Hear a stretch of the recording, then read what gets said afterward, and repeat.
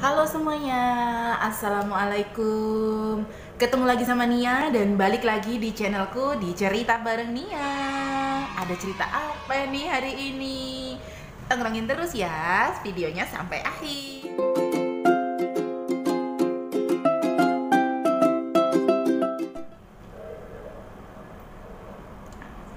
Nah, jangan lupa ngopi dulu guys. Nah, terima kasih ya buat kalian yang sudah ngeklik video ini dan juga sudah mampir ke channel aku. Yang belum subscribe, jangan lupa subscribe. Bantu Nia untuk terus berkarya di YouTube channel. Yes, kali ini kita bakalan cerita. Enggak cerita sih, aku cuma mau sharing. Kebetulan Nia ini kan dari Bali. Terus Nia juga pernah kuliah di Institut Hindu Dharma Negeri Bali. Pasti tahu dong tentang adat-adat Bali.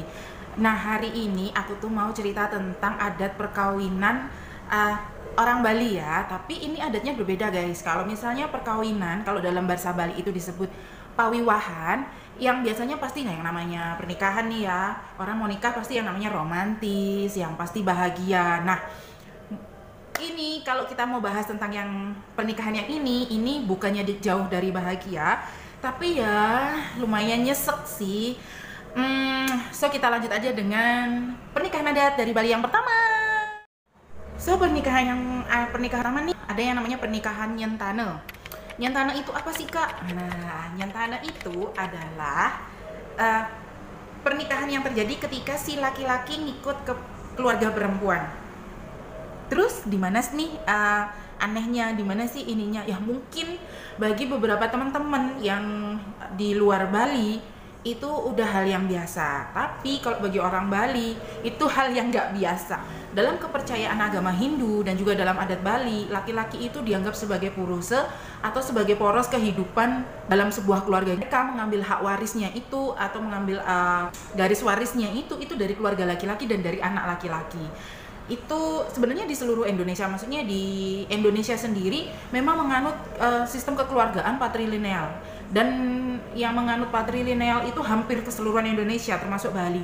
Yang menganut matrilineal atau yang mengambil garis keturunan ibu, setauku itu cuma Sumatera Barat atau Padang guys, gitu. Terus apa sih bedakan dengan proses perkawinan pada umumnya? Jadi yang seperti yang udah kita tahu lah ya. Kalau proses perkawinan pada umumnya itu kan keluarga laki-laki meminang keluarga perempuan ya, gitu. Walaupun kita yang mungkin di wilayah di luar Bali, meskipun kita si laki-laki nggak ikut kita, kan tetap si laki-laki yang akan meminang perempuan kan. Nah, kalau di pernikahan nyentane ini kebalikannya. Jadi keluarga si perempuan yang akan meminang ke keluarga laki-laki, meminta, kemudian juga ada proses-prosesnya itu hanya di Bali aja sih guys gitu. Terus kenapa sih orang Bali itu mau menerima uh, menerima nyentane ini gitu? Karena bagi orang Bali itu gini, mereka takut kalau itu diperlakukan tidak baik di keluarga perempuan. Padahal mungkin gini, orang yang minta anak laki-laki itu ya karena kan nggak punya anak laki-laki, pasti kalau kita nggak punya terus kita dapat minta gitu kan pasti diperlakukan dengan baik ya. Sejauh ini yang aku tahu itu sebenarnya yang banyak dilakukan itu di Kabupaten Badung sama Tabanan. Itu kalau di Tabanan itu kebanyakan mereka itu memang rata-rata punya anak perempuan tapi nggak punya anak laki-laki gitu guys. Jadi daripada nanti kan perempuan itu kalau sudah menikah harus keluar dari rumah, otomatis mereka akan nyari di antara anak-anaknya ini ada yang mau nggak nyari sentane atau nyari laki yang akan dibawa ke rumah atau suaminya yang memang mau tinggal di rumah mereka supaya garis keturunan ini berlanjut gitu. Nah, hak warisnya kayak gimana? Hak warisnya itu akan mengikuti hak waris si istri atau mengambil garis keturunan istri. Jadi seperti yang Nia sampaikan tadi, jadi kalau yang biasanya itu mengambil hak waris dari garis keturunan laki-laki, yang menerima warisan itu adalah anak laki-laki, di prosesi pernikahan adat nyentane ini otomatis terbalik guys gitu.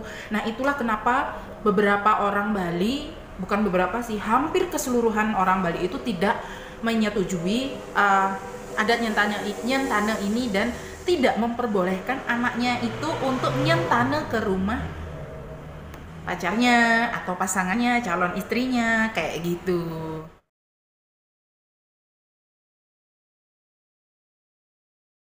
Lanjut ke pawiwahan atau pernikahan adat yang kedua, yaitu menikah dengan keris. Nah, ini pasti agak gimana ya? Nih buat kalian yang baru pertama kali denger kayak pasti, hah gimana menikah dengan keris kayak apa tuh gitu kan. Jadi yang namanya menikah dengan keris itu sebenarnya ada sejarahnya sih guys. Kayak zaman dulu itu ini, kayak zaman dulu itu kalau misalnya ada orang yang mau turun kasta, bukan turun kasta sih, si laki ini keturunan raja, yang perempuan itu orang biasa. Nah, pernikahan pada zaman dahulu itu kalau menikah beda kasta itu agak tabu, terus sehingga si raja ini dimanifestasikan kan dalam wujud kasarnya itu berbentuk keris itu pada saat hari pernikahannya gitu. Karena kan kalau raja nggak bisa nih datang ke rumah orang biasa mau made kayak gitu tuh enggak. Jadi mereka itu awalnya ya kayak gitu, kalau mengambil selir atau istri orang yang dari kalangan sudra ya kayak gitu caranya. Nah, tapi berkembang sekarang ini banyak beberapa kayak, bukan ulamanya ya, tapi itu berdasarkan paruman, atau paruman itu rapat ya, terus berdasarkan juga awik-awik itu kayak peraturan gitu yang dibuat oleh adatnya mereka atau desa adatnya gitu. Berdasarkan rapat, berdasarkan hal tersebut itu bisa dilaksanakan jika si pengantin laki tidak bisa menghadiri pernikahannya yang sudah direncanakan sedemikian rupa di hari pernikahannya gitu. Nah, kalau dulu itu menikah dengan keris itu kayak digunakan nih kayak menyiasati gitu ya, untuk pernikahan yang beda kasta nih guys. Nah, kalau di zaman modern ini karena kan ya memang walaupun tetap ada perbedaan kasta, cuma masih bisa disiasati dengan cara lain gitu ya, nggak harus dengan menikah dengan keris. Nah, pernikahan dengan keris di zaman sekarang ini itu lebih banyak kayak untuk apa ya, susah deh ngomongnya akunya ya. Jadi kayak untuk menyelamatkan dari kehormatan dari pihak mempelai perempuan, menyelamatkan dari kehormatan dari keluarga perempuan sendiri kayak gitu loh guys. Jadi kan kadang ada nih ya laki-laki yang memang otaknya nggak tahu deh di mana gitu. Dia itu mau datang kayak misalnya sudah menyanyikan untuk nikah, ternyata nggak jadi menikah, nggak hadir di hari pernikahannya, itu keris lah yang menggantikan. Kan itu sebenarnya aku bilang tragis sih, karena kita sebagai perempuan itu kayak keris, duh brengsek pokoknya cowoknya ini ya. Nah, satu lagi nih, ada pernikahan adat di Bali yang memang bener-bener dihindari. Ya ada yang menghindari sih, ada yang enggak juga. Kalau udah dibilang takdir mah ya. Perkawinan yang ketiga nih, apa sih perkawinan apa sih? Nah, itu yang dinamakan kawin nyerot. Nah, kawin nyerot itu yang kayak gimana? Nah, kalau tadi yang menghindari itu, kalau nyentane tadi itu yang menghindari adalah keluarga laki-laki, kali ini yang akan menghindari adalah keluarga perempuan atau keluarga wanita, terutama wanita yang ada di kasta Triwangsa. Perlu diingat kalau di Bali itu berlaku yang namanya kasta, teman-teman. Jadi kalau orang yang berada di kasta Triwangsa, Brahmana, Kesatria dan Waisya, mereka kalau bisa, dan benar-benar kalau bisa nih, jangan kawin nyerot deh gitu. Kawin nyerot itu kayak gimana sih? Turun kasta. Kenapa bisa turun kasta? Kenapa sih kalau misalnya kita nikah nggak, si laki-laki nikah nih sama orang yang kastanya dengan perempuan yang kastanya lebih tinggi, emang nggak bisa ya jadi naik kastanya? Oh enggak, karena di Bali menganut sistem kekeluargaan patrilineal, otomatis kita akan mengikuti kasta dari suami kita gitu.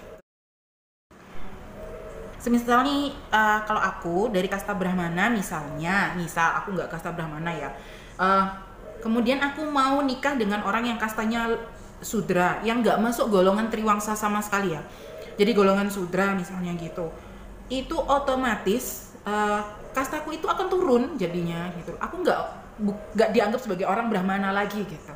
Nah, itu beberapa perempuan Bali atau keluarga dari pihak perempuan itu kalau bisa meminta anak perempuannya jangan ya gitu guys sebenarnya.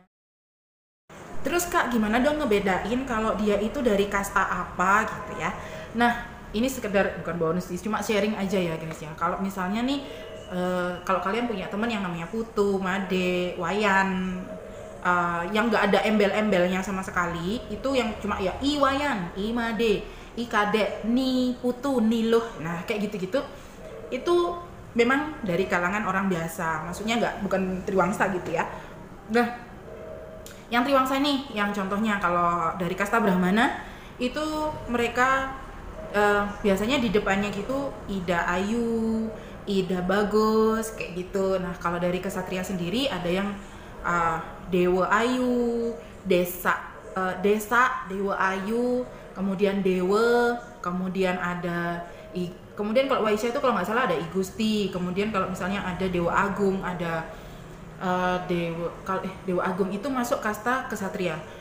Terus kemudian ada siapa lagi ya? Kalau kesatria itu biasanya kalau dari kalangan Puri itu biasanya Anak Agung, kemudian Gusti Agung, kayak gitu-gitu sih guys. Itu mereka berarti dari sananya, maksudnya dari leluhurnya itu mereka keturunan para raja-raja Bali. Jadi mereka dianggap dari kasta kesatria. Nah, kalau dari kasta Waisya itu biasanya kayak Gusti Murah, kayak gitu-gitu. Itu dari kasta Waisya sih biasanya ya, gitu. Terus kalau Rot itu ada dampaknya nggak sih kayak Nyentane gitu. Nah, baik Nyerot maupun Nyentane ketika misalnya terjadi sesuatu yang tidak diinginkan dalam pernikahan, misalnya perceraian, balik bajangnya gimana? Ya mereka balik bajang tapi di kondisi tertentu mereka nggak akan balik kastanya gitu. Karena sudah pernah bercampur dengan orang biasa. Nah, seperti itu. Itu dia cerita hari ini guys. Sebenarnya bukan cerita sih ya, cuma aku sharing tentang ya perkawinan adat yang ada di Bali. Ya kayak gini ya, memang cinta itu nggak semua berakhir bahagia, pasti ada manis pahitnya. But kita tetap harus saling mencintai, terutama sama pasangan kita yang udah suami istri ya, udah halal. Terus kemudian kita harus mencintai orang tua kita, cinta alam sekitar kita, dan terutama itu cinta kepada Yang Maha Kuasa. Udah kok ngomongin cinta ya. Oke guys, sekian dulu ya video dari aku kali ini menemani malam minggu kalian ini. Semoga cerita hari ini bermanfaat buat kalian yang misalnya mau jalan-jalan ke Bali atau mau tinggal di Bali. Oke? Nah, terima kasih sudah menonton video ini sampai habis. Terima kasih sudah mampir ke channel ini. Jangan lupa klik subscribe-nya, nyalakan lonceng notifikasinya supaya ketika Nia upload video terbaru kalian bisa dapat notifikasinya. Dan siapa tahu nih Nia lagi bikin giveaway, kalian bisa ngikutin giveaway-nya. Jangan lupa ya. Dan sampai di sini dulu perjumpaan kita kali ini. Sampai jumpa di the next video. Assalamualaikum.